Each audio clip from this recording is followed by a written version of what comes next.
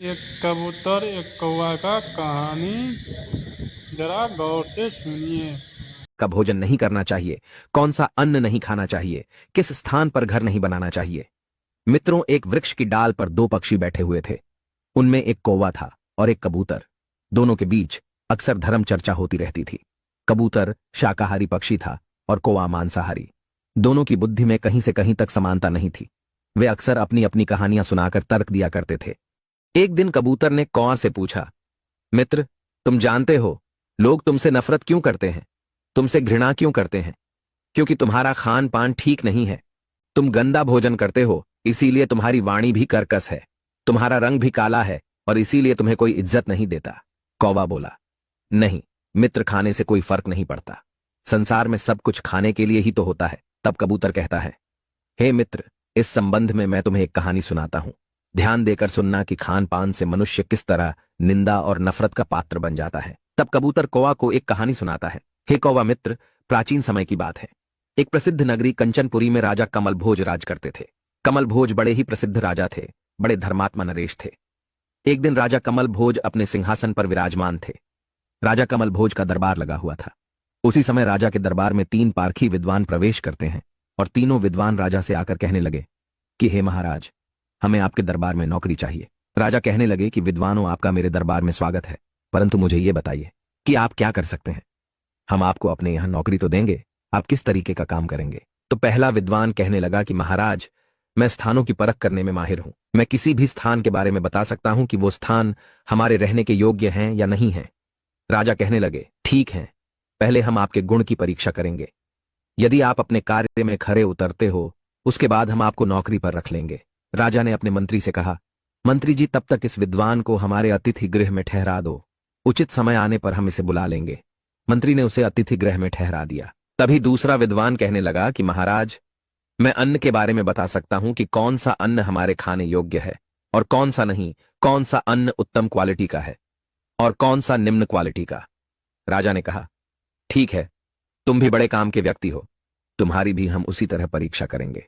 उसके बाद यदि आप अपने गुण में सफल सिद्ध होते हो तो हम आपको अपने यहां आजीवन नौकरी पर रख लेंगे।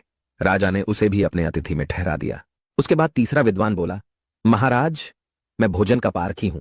मैं भोजन को देखकर बता सकता हूं कि वो भोजन हमारे ग्रहण करने योग्य है या नहीं है। मित्रों, राजा ने सोचा कि ये भी विद्वान बड़ा काम का है। यदि ये अपने काम में सफल होता है तो हम इसे भी अपने यहां काम पर रख लेंगे। इस प्रकार से राजा ने उन तीनों विद्वानों को अपने यहां अतिथिशाला में ठहरा दिया।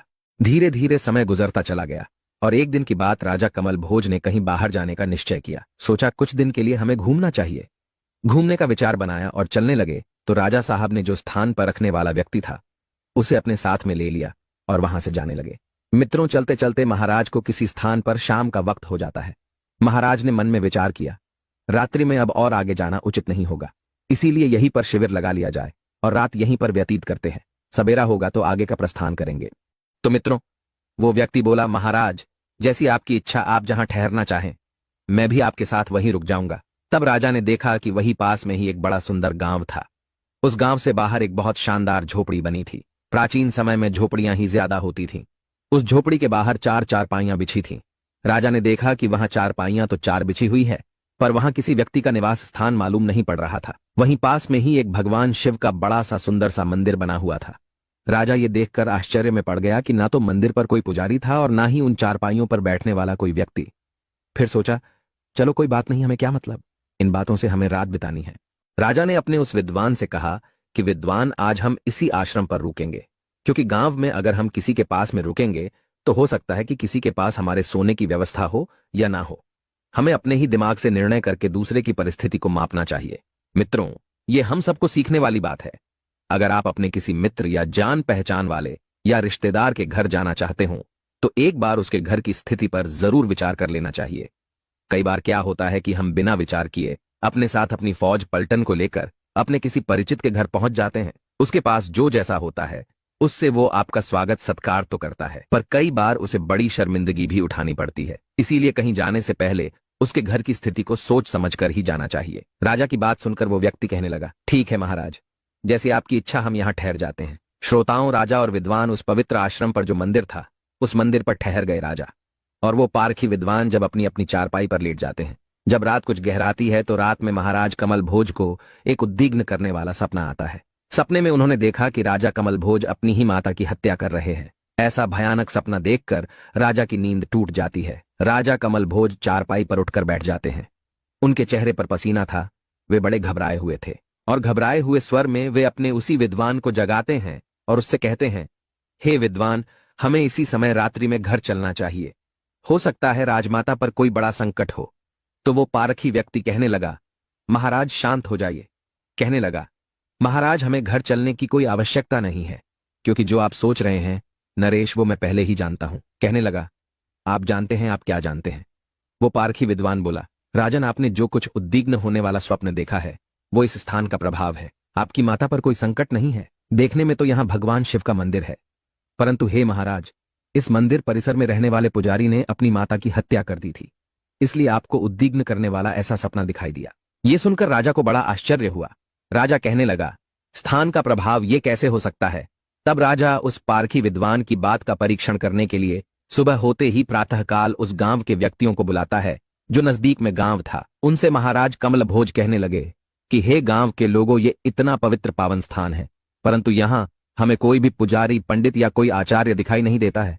यहां कोई रसोई घर भी दिखाई नहीं पड़ता है।